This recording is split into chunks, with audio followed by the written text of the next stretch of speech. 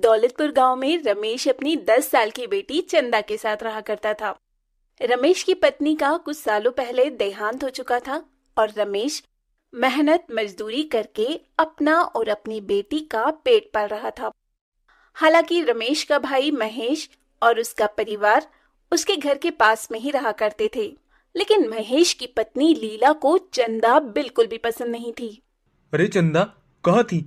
कब से तुझे ढूंढ रहा हूँ। वो पिताजी, मैं तो गाय के लिए चारा लेने गई थी, बस उसी में थोड़ा लेट हो गई। आप कब आए? बस अभी अभी आया हूँ।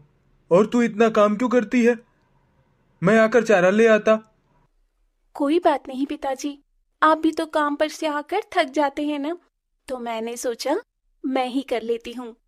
और मुझे तो अब ये सब काम करने की आदत हो गई है। अरे रमेश, तेरी बेटी पढ़ने लिखने वाली नहीं है। कुछ दिनों बाद इसके हाथ पीले करवाने पड़ेंगे, वरना जैसे ये पूरे पूरे दिन घर से बाहर रहती है, उस हिसाब से ये घर में नहीं टिकने वाली। तुम भी क्या बच्ची के पीछे पड़ी रहती हो? अरे हमारी चंदा तो तुमसे भी ज्यादा काम करती है। सुबह शाम का घर का खाना बनाना, खेतों से चारा लाकर गाय को खिलाना, यह सब कर लेती है हमारी बिटिया। और तुम तो बस घर के कामों में ही थक जाती हो। ठीक है, तुम घर जाओ, फिर मैं तुम्हें बताती हूँ कि मैं क्या क्या कर सकती हूँ और क्या नहीं। चंदा बहुत ही मेहनती थी। सुबह शाम घर का काम करने के बाद गाय को चारा डालकर भी चंदा अपने पढ़ाई के लिए समय निकाल ही लिया करती थी। ऐसे ही समय बीतता है और चंदा समय के साथ बड़ी हो चुकी होती है, लेकिन फिर भी उसका काम करने का तरीका नहीं बदलता। सुबह शाम खाना बनाना, शाम में खेतों से चारा लाकर गाय भैंसों को खिलाना, ये सब चंदा किया करती थी। चंदा, तुम्हें कितनी बार मना किया है, शाम के समय जंगल में अकेली मत जाया कर। मैं तो कुंती काकी के साथ जंगल से लकड़ियां लाने गई थी। क्यों पिताजी, क्या हुआ, कोई बात है क्या? नहीं नहीं, मैं बस इतना कह रहा हूँ कि कल से लकड़ियां मैं ही लाया करूंगा और गाय भैंस के लिए चारा भी खेत से मैं ही लाने जाऊंगा। तुझे कहीं जाने की जरूरत नहीं। लेकिन अचानक ऐसा क्या हुआ जो आप मुझे जंगल और खेत जाने से मना कर रहे हैं?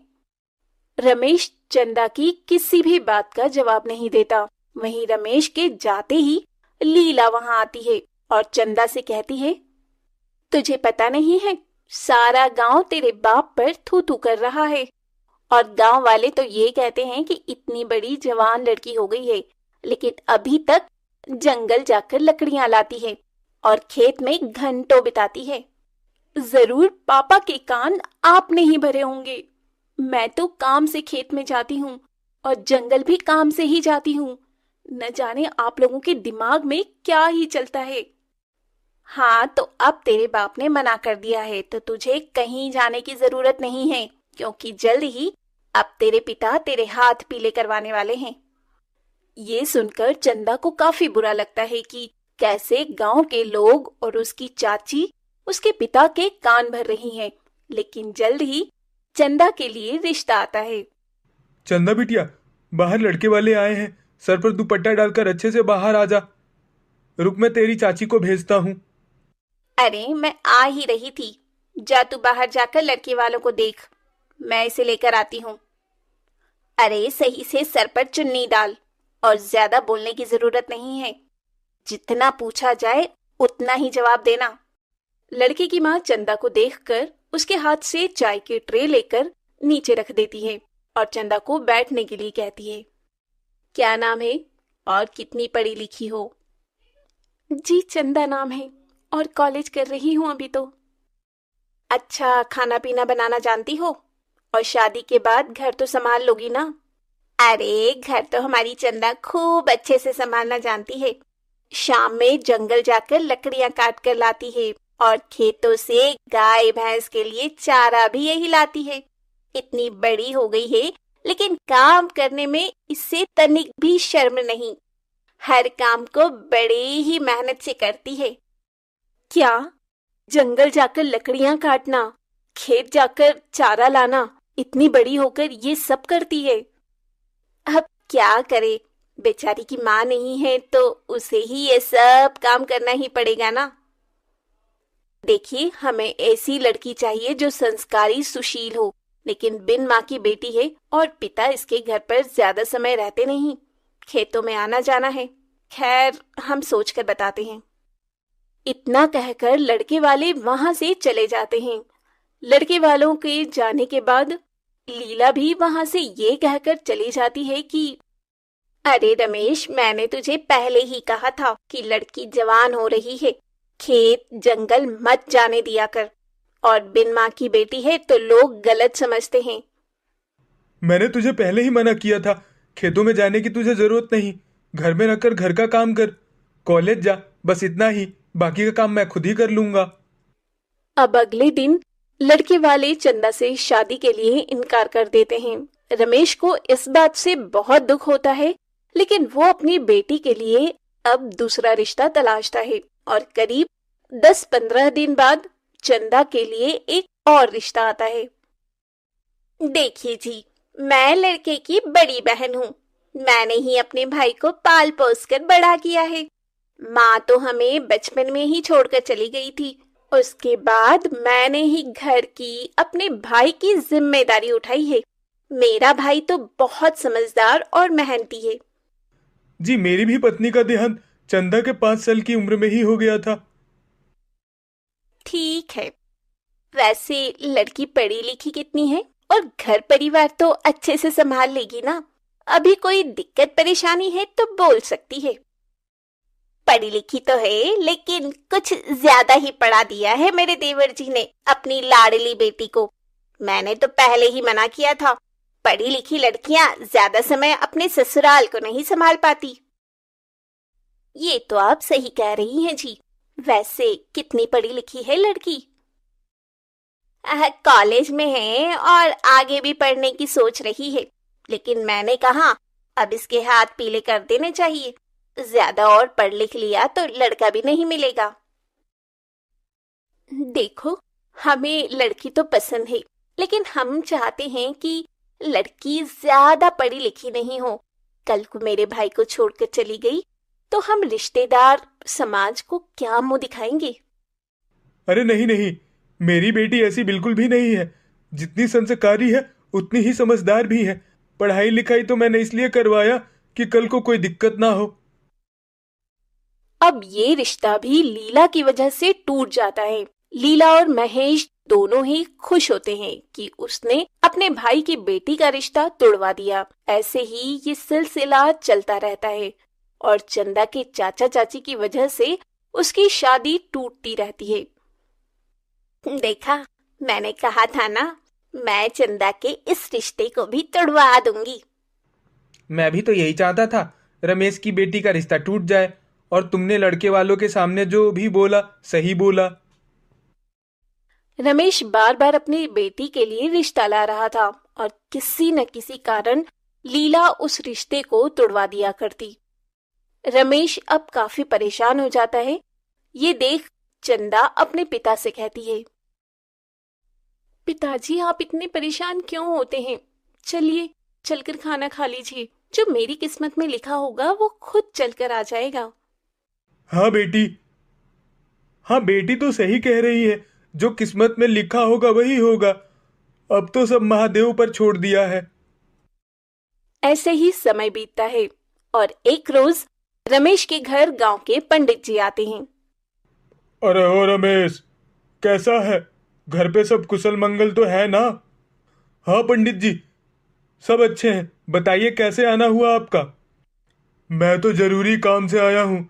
जिस गांव में पूजा करवाता हूँ वहां के सेठ धनी राम ने अपने बेटे की शादी आपकी बेटी चंदा से तय करवाने की बात करी है।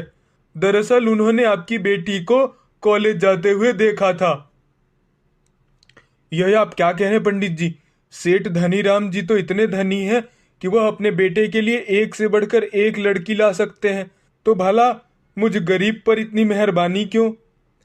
धनीराम बेशक धनी है, लेकिन उन्होंने हमेशा से अपने परिवार को जोड़ कर रखा है और वो अपनी बेटी को बहू के रूप में एक कैसी लड़की चाहते हैं जो संस्कारी और समझदार हो। और शायद चंदा बिटिया में उन्हें यह सारे गुण नजर आए। कल वह चंदा बिटिया को देखने आ रहे हैं। पंडित जी की बात महेश सुन लेता है और वो जल्दी से ये सारी बातें घर जाकर अपनी पत्नी लीला को बता देता है। ये आप क्या कह रहे हैं? अभी तक हमने चंदा के लिए एक भी रिश्ता तय नहीं होने दिया है और अब सीधा चंदा के लिए धनीराम सेठ के बेटे का रिश्ता आया है। ये रिश्ता भी मैं तुड़वा कर रहूंगी। जाइए, दौलतपुर और खुशीपुर दोनों गांव के बीचों बीच पड़ने वाला बांध काट दीजिए, जिससे पानी बहने लगे और रास्ता बंद हो जाए। लेकिन मैं ऐसा करता हुआ पकड़ा गया तो गांव वाले मुझे गांव से निकाल देंगे। ऐसा कुछ भी नहीं होगा। ये काम आप रात में करेंगे और सावधानी से। अब अगले दिन रमेश सारी तैयारी के साथ सेठ धनीराम के परिवार और सेठ के आने का इंतजार करने लगता है। दूसरी तरफ सेठ और उसके परिवार दौलतपुर गांव के बांध पर पहुंचते हैं तो उन्हें बांध कटा हुआ मिलता है, जहां गांव के लोग मौजूद होकर बांध को ठीक करने में लगे थे, लेकिन बांध को ठीक करने में समय लगने वाला था। अरे भाई साहब, यह बांध कब तक ठीक हो जाएगा? हमें आगे गांव में जाना था। अरे सेठ जी, इसे ठीक होने में तो पूरा दिन लगेगा।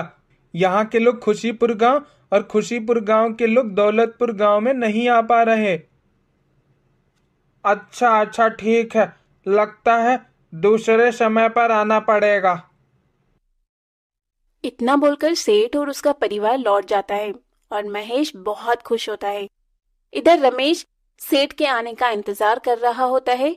सुबह से शाम हो जाती है और लड़के वालों की कोई खबर नहीं आती। चंदा बिटिया, एक कप चाय बना ला।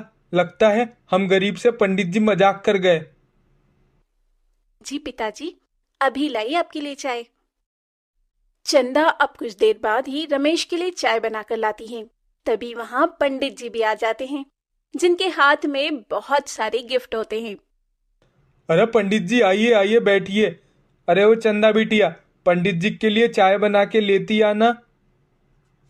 मैं भी चाहता हूँ बेटा, आज सेठ जी गांव नहीं आ सके। तुम्हें पता ही होगा, गांव का बांध किसी ने काट दिया है, जिस वजह से आने जाने का रास्ता बंद है। लेकिन सेठ जी ने बिटिया के लिए सगुन के तौर पर यह सामान भेजा है। अब ये रिश्ता पक्का समझिए। अच्छा, मुझे पता नहीं था कि गांव का बांध टूटा पड़ा है, और यह सगुन देने की इतनी भी क्या जल्दी थी। मिलकर सब कुछ हो जाता। सेठ ने शगुन के तौर पर चंदा के लिए सामान तो भिजवा ही दिया था और कुछ समय बाद ही सेठ धनीराम रमेश के घर आता है और रिश्ता पक्का हो जाने के कुछ समय बाद ही अपने बेटे कुलदीप की शादी गरीब रमेश की बेटी चंदा से खुशी खुशी करवा देता है। पूजा और योगेश शादी के मंडप में बैठे 7 जन्मों के कस्मे वादों के साथ शादी के बंधन में बंधने जा रहे थे। जहां पूजा और योगेश अपनी नई शादीशुदा जिंदगी की शुरुआत करने के सपने देख रहे थे, वहीं योगेश की मां सुषमा पूजा के पिता श्यामलाल से बार बार एक ही बात कह रही थी। अरे भाई साहब, कहाँ रह गए आपके पैसे? लड़की का कन्यादान होने जा रहा है, लेकिन अब तक दहेज के पैसे नहीं आए हैं। बस मैंने अपने छोटे भाई को कहा है, वह लेकर आता ही होगा। अब तब तक बाकी की रस्में पूरी करवाइए। अरे समधी जी, इतनी भी क्या जल्दी है? एक बार पैसे आ जाने दीजिए, शादी ब्याह तो हो ही जाएगा। कौन सी लड़की भागी जा रही है आपकी? लेकिन मुहूर्त तो निकलता जा रहा है ना। मेरा छोटा भाई किशन लाल आता ही होगा।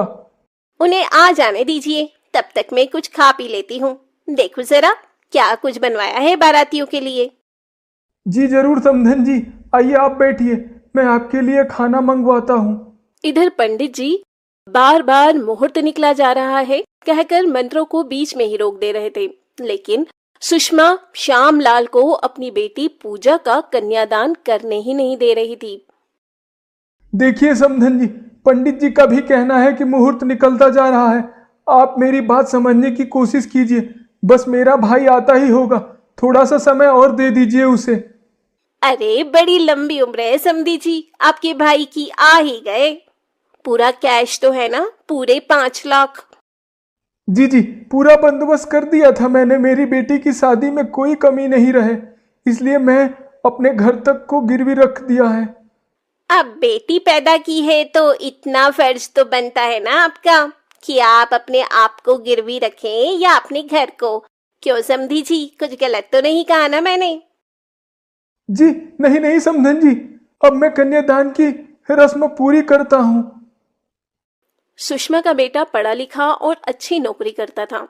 सुषमा ने अपने बेटे की शादी के लिए लड़की वालों से 5 लाख रुपए कैश, घर का सामान और 1 कार दहेज की मांग की थी, जो श्यामलाल जैसे तैसे पूरा करता है।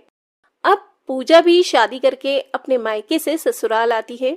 श्यामलाल तो सोचता है उसने अपने बेटी को इतना कुछ दिया है कि उसकी सास उसे कुछ भी नहीं कहेगी और हमेशा ही उसे अपनी पलकों पर बैठा कर रखेगी। लेकिन सुषमा इतनी लालची थी कि दूसरे दिन से ही उसके मन का लालच और भी बढ़ता जा रहा था। अरे बहू, कल पग फेरे की रस्म है तो तेरे बाप को बोल देना कि यहाँ से 10 लोग जाएंगे, उनका खाना पीना बन जाना चाहिए और सभी को शगुन में नए कपड़े और 1000 रुपए तो दे ही दें। लेकिन माँ जी, पग फेरे की रस्म में तो सिर्फ लड़की जाती है, लड़के के रिश्तेदार नहीं। और ये कौन सा रिवाज है जिसमें पैसों के साथ कपड़े देने पड़ते हैं? हमारे यहाँ तो यही रिवाज है, इसीलिए पहले से बता रही हूँ। अच्छा माँ जी, अगर ऐसा है तो कोई बात नहीं, इस पग फेरे की रस्म को रहने ही देते हैं।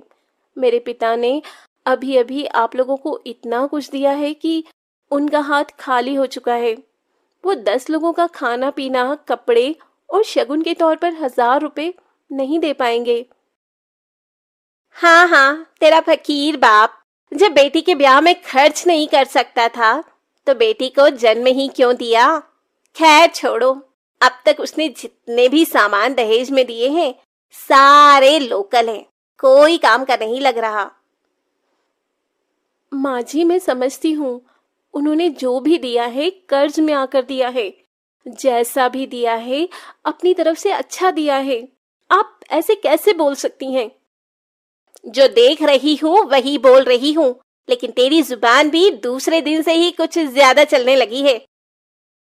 पूजा अपनी सास की बातें सुनकर समझ जाती है कि उसकी सास एक नंबर की दहेजखोर लालची औरत है। ऐसे ही समय बीत रहा था। एक रोज सुषमा के कमरे का एसी खराब हो जाता है। सुषमा अपने बेटे योगेश से एसी ठीक करवाने की बात कहती है। माँ, आपको पता है ना शादी में कितना खर्च आया है। बेशक हम लड़के वाले हैं, लेकिन खर्च तो हमारा भी हुआ है और अभी मेरी तनख्वाह भी नहीं आई है, तो इन सब पर खर्च करने का आप सोचो भी मत। हाँ बेटा, ये भी तू सही कह रहा है। चल, इसका भी उपाय मैं करती हूँ, तू अभी ऑफिस जा। योगेश के ऑफिस निकल जाने के कुछ देर बाद हॉल में पोछा लगा रही पूजा से सुषमा कहती है, अरे बहू, अब तक तेरा काम नहीं हुआ। तेरे बाप को बुलाया था घर पर, आता ही होगा। अगर आए तो नाश्ता पानी करवा कर भेजना। लेकिन पिताजी आ रहे हैं, उन्होंने तो मुझे कुछ बताया ही नहीं कि वो मुझसे मिलने आ रहे हैं। तेरे बाप को मैंने यहाँ तुझसे मिलने नहीं बुलाया है, बल्कि तेरे बाप से कहा था कि घर का एसी खराब हो गया है। बेटी के लिए इतना तो कर ही सकता है। मैं समझी नहीं माँ जी, क्या आप मेरे पिताजी से नया एसी मंगवा रही हैं, वो भी अपने कमरे में लगवाने के लिए? हाँ, बड़ी जल्दी समझ आ गई। चल अच्छा है, मैं जा रही हूँ कांता के घर, थोड़ा काम है। तेरा बाप आए तो बिना नाश्ता पानी के मत भेजना, वरना कल को बदनामी होगी। लेकिन माँ जी, मेरे पिताजी से जितना हुआ उन्होंने उतना तो किया ही ना, तो अब आप उन्हें और क्यों परेशान कर रही हैं? क्या उन्होंने दहेज में कोई कमी छोड़ी है? लड़की का बाप जितना दे उतना कम है, चाहे वो ताजमहल ही क्यों ना दे दे, और लड़के वाले जितना ले उतना कम है। ये बात तू नहीं जानती क्या बहू? चल अभी घर के काम पे ध्यान दे, मेरी बातों पर नहीं। इतना कहकर सुषमा अपनी पड़ोसन कांता के घर चली जाती है। कुछ देर बाद श्यामलाल अपनी बेटी के ससुराल आता है। अरे पूजा बेटी कैसी है? घर में सब ठीक तो है ना? बाहर तो धूप भी बहुत तेज है। पिताजी आप आ गए, कैसे हैं आप? आपकी तबीयत तो ठीक है ना? बैठिए ना, आप खड़े क्यों हैं? मैं आपके लिए ठंडा पानी लेके आती हूँ। बेटी सब ठीक है। वह तो बस मैं तेरे लिए एसी लेकर आया हूँ। दहेज में मैंने तुझे पंखा कूलर तो दिया, लेकिन एसी नहीं। अरे पिताजी, इसकी क्या जरूरत थी? और मुझे अच्छे से पता है ये आप अपनी मर्जी से नहीं लेकर आए हैं, आप पर दबाव बनाया गया है। नहीं नहीं बेटी, कैसी बातें कर रही है तू? मैं ये तेरे लिए ही लेकर आया था। पूजा अपने पिता की बात सुनकर किचन में पानी लाने जाती है। तभी श्यामलाल किसी से फोन पर बातें कर रहा होता है। मालिक, जल्द पैसे दे दूंगा। अभी मैं बेटी के घर आया हूँ, ज्यादा बात नहीं कर सकता, माफ कीजिएगा। मैं घर आते ही आपसे मिलने आता हूँ, बस कुछ दिन और। पिताजी लीजिए पानी। और किसका फोन था? आप इतने परेशान क्यों हैं? बताइए क्या बात है? आप मेरी शादी के बाद कर्ज में आ गए हैं, मुझे पता है, इसलिए आप इतना परेशान हैं। अरे अरे, तुझे चिंता करने की कोई जरूरत नहीं है, सब हो जाएगा। और समधन जी कहाँ है? कहीं नजर नहीं आ रही है? मैं चलता हूँ, यह एसी उन्हें दिखा देना। पूजा तो सब जानती थी कि उसके पिता बिना बोले ये एसी नहीं लाए हैं, बल्कि उसकी सास ने इतना दहेज लेने के बाद भी उसके पिता को प्रताड़ित कर रखा है। और पूजा भी दहेज की बढ़ती मांग से प्रताड़ित हो रही थी। एक रोज सुषमा हॉल में बैठी टीवी देख रही होती है, तभी टीवी अचानक बंद हो जाता है। सुषमा बहुत कोशिश करती है लेकिन टीवी नहीं चलता। तभी सुषमा पूजा के पिता श्यामलाल को फोन लगाकर कहती है, अरे समधी जी, कैसे हैं आप? आपने एसी तो बड़ा अच्छा दिया है, ठंडी ठंडी हवा आती है। बस मैंने तो आपको इसीलिए याद कर लिया कि मेरा मनोरंजन नहीं हो पा रहा है। अभी अभी टीवी खराब हो गया है, सोचा आपको बता दूं, आप भिजवा दें अपनी बेटी के लिए टीवी। 1 मिनट माँ जी। पिताजी आप फोन रखिए, मैं बाद में बात करती हूँ। और माँ जी, आप अगर आपने गलती से भी मेरे पिताजी के हालचाल लेने के लिए भी अब फोन किया तो मुझसे बुरा कोई नहीं होगा। देख रहा है योगेश, तेरे सामने ही तेरी पत्नी मुझे धमका रही है। आपको जो समझ में आए वो समझिए माँ जी, लेकिन मेरे पिताजी अब आपको कुछ भी नहीं देंगे दहेज में। वैसे ही आपने सामान से लेकर पैसे तक लिए हैं और मेरे दहेज का सामान आपने अपनी बेटी के लिए भिजवा दिया है। और जो चीज खराब हो रही है वो आप मेरे पिताजी से मंगवा रही हैं। क्या ये गलत नहीं है? माँ, आज मैं आपको कुछ नहीं कहूंगा, पूजा बिल्कुल ठीक कह रही है। तू इसकी बातों में मत आ। अगर इसे यहाँ से जाना है तो जाए, मैं नहीं रोकने वाली। मैं तेरी दूसरी शादी करवा दूंगी और वहां से भी इससे 2 गुना दहेज मिलेगा। माँ जी, आपको जैसा सही लगे, लेकिन मैं इस घर को छोड़कर जा रही हूँ। मैं अपने पिता पर और बोझ नहीं बन सकती। मैं अपने मायके भी नहीं जाऊंगी, लेकिन जहाँ जाना होगा मैं चली जाऊंगी। मैं भी तुम्हारे साथ हूँ, तुम चिंता मत करो। मैं तुम्हारे साथ 7 जन्मों के कसमों वादों के साथ 7 फेरे लिए हैं। सुषमा अपने लालच की वजह से अपने बेटे को खो देती है, क्योंकि पूजा के घर से जाने के साथ ही योगेश भी पूजा के साथ चला जाता है। और इस बात का सुषमा को बहुत पछतावा होता है। हालांकि वो अपने बेटे को मनाती भी है, लेकिन योगेश नहीं मानता। वो भी अपनी माँ के रंग को काफी समय से नोटिस कर रहा था। इसीलिए कहते हैं लालच बुरी बला है। चंदा सुबह सुबह कपड़े धो रही होती है। तभी चंदा की सौतेली माँ डुमरी चंदा को और भी कपड़े लाकर देते हुए कहती है, सिर्फ खाने में तेरे हाथ चलते हैं, वैसे तुझसे कोई काम नहीं होता है। चल जल्दी जल्दी हाथ चला ताकि तुझे और भी काम दूं। बस मुफ्त की रोटी तोड़ने आती है। तुम चंदा को इतना काम क्यों देती हो? राखी से भी घर का काम करवाया करो। क्यों ना करवाऊं इस बिन माँ की बेटी से काम? और मेरी फूल सी बेटी की अभी उम्र ही क्या है, बस 20 साल की तो है अभी। और ये करमजदी पूरे 22 साल की हो चुकी है। माँ, मुझे भूख लगी है, कब तक खाना बनेगा? अरे ओ महारानी, सुन भी रही है? मेरी राखी को भूख लगी है जोरों की। कपड़े धुल जाएं तो आकर खाना भी बना लियो। जी माँ जी, जैसा आप कहें। ये करके मैं वो भी करती हूँ। डुमरी और राखी इतना कहने के बाद वहां से चले जाते हैं और ये देख केशव परेशान हो जाता है और अपनी बेटी चंदा के पास जाता है जो कि कपड़े धो रही थी। चंदा बेटी, मुझे माफ कर दे। मैं ही तेरा गुनहगार हूँ। मैंने तो सोचा था कि तेरी माँ के जाने के बाद डुमरी तुझे तेरी माँ की तरह प्यार देगी, लेकिन मैं शायद भूल गया, सौतेली तो आखिर सौतेली ही होती है। और आज तक डुमरी ने बस तुझ पर अत्याचार ही किए हैं। नहीं पिताजी, इसमें आपकी भी कोई गलती नहीं है। हाँ, आपने तो ये सब मेरे लिए ही किया था ना, लेकिन मैं ही अभागी हूँ जो मेरी किस्मत में माँ का प्यार लिखा ही नहीं है। चंदा और केशव बात कर ही रहे होते हैं, तभी कमरे में डुमरी की आवाज आती है। तुम दोनों बाप बेटी मेरी और मेरी फूल सी बेटी की बुराई कर लो तो घर के काम भी हैं, उसका भी सोच लेना। और चंदा, अगर आज काम नहीं हुआ समय पर तो पूरे दिन तुझे भूखे रखूंगी। डुमरी चंदा से नौकरानी की तरह काम करवाया करती थी और तब भी उसे कई बार तो पूरा पूरा दिन भूखा रखा करती थी। ये देख डुमरी की पड़ोसन खुद से कहती है, बेचारी चंदा की फूटी किस्मत। जब से इसकी सौतेली माँ आई है तब से बेचारी का बचपन तो छिन गया था। अब जवानी में ये औरत इसे नौकरानी की तरह काम करवाती है। भगवान, बेचारी को अच्छा घर परिवार ससुराल दे। ऐसे ही समय बीत रहा होता है और एक रोज डुमरी अपनी बेटी राखी के साथ बाजार से आ रही होती है। तभी राखी अपनी माँ को कहती है, माँ, वो देखो, ये चंदा ही है ना? और वो लड़का कौन है जो चंदा का बार बार हाथ पकड़ रहा है? अरे वो करमजली तुझे कहाँ दिख गई? अरे हाँ, ये कौन है? कहीं इसका इसके साथ चक्कर तो नहीं चल रहा है? अगर ऐसा है तो आज मैं इसकी टांग तोड़ दूंगी। माँ, मैंने इसे अपने घर के आसपास भी घूमते देखा है और अब तो मेरा शक भी यकीन में बदल गया है। चंदा का इसके साथ चक्कर चल रहा है।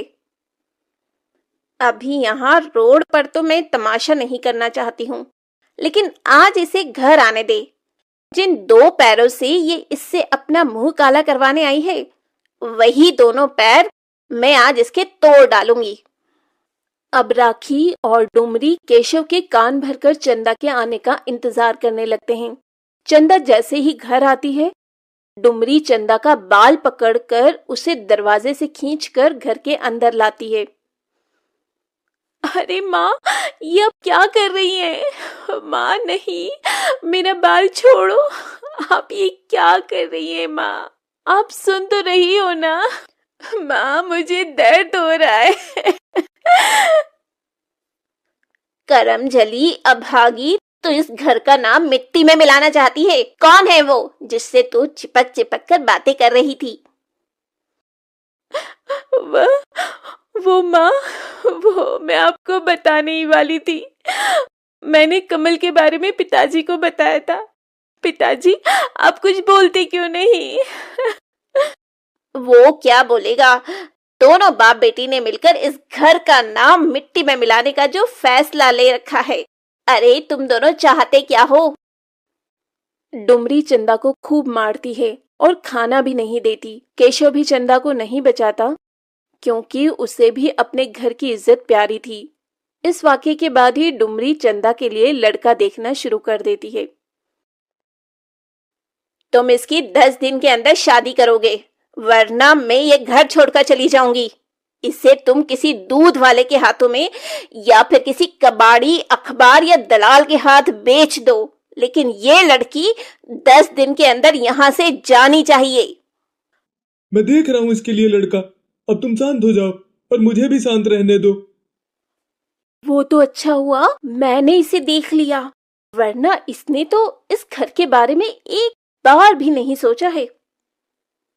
चंदा के पिता केशव अब अपने दोस्त के जान पहचान के बताए लड़के से चंदा की शादी मंदिर में करवा देते हैं।